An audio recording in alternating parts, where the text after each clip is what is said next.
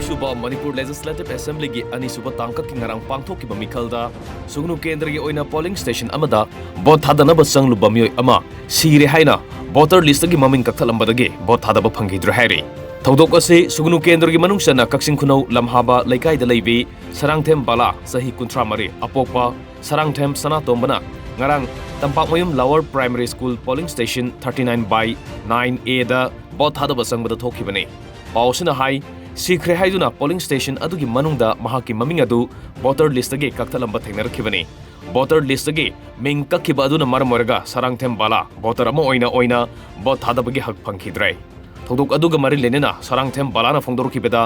hingliba miyoi amagi maming voter list agi karigidamak kaklibano amadi kanagi ayaba lauraga kaktatlibano isagi ayaba yaudana aihaki ming voter list agi kakthalamba haibasi voter amagi right to matpani manam khatana hai Anakta pangthokiba MP gi election dasu bot thadaki adubu hingna asiba myoi ama ohenduna ngarang pangthokiba state asigi assembly mikhalda bot thadabadi phangdre sahi manga supna ngairaklaga bot thadaba phangdaba haibasi leibak asida leiba citizen amada constitution na piriba masana pamjaba candidate ta bot thadabagi right adu matpani haina lawdaba ngamloi thong ase mari leinaba BLO singna makhoina tawningbata tawba mathau ningthina pangthoktabadagini